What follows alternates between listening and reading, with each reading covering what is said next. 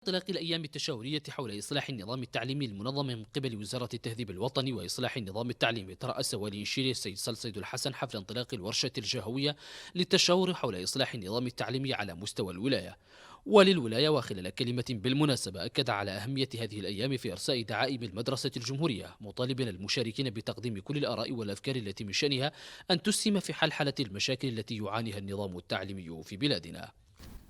تهدف هذه الورشة التي تعيشون اليوم أول أيامها إلى تحقيق جملة من الأهداف، لعل من أبرزها الإسهام الفعال في إنجاح عملية التشاور بالشأن إصلاح نظام التعليم.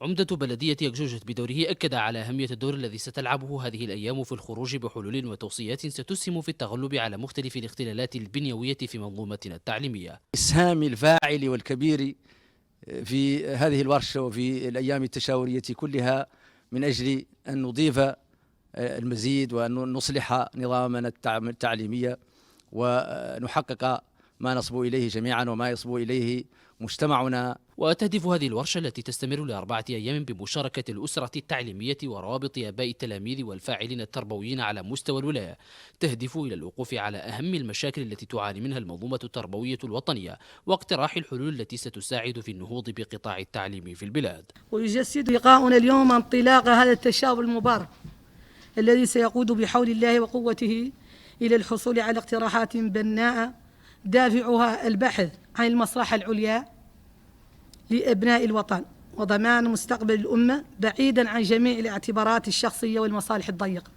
وفي هذا الإطار فإنكم مطالبون اليوم أكثر من أي وقت مضى بالتفكير الجاد والبناء عن طريق الحوار وتبادل الآراء حول أنجع السبل التي تمكننا من انتشال منظومتنا التربوية.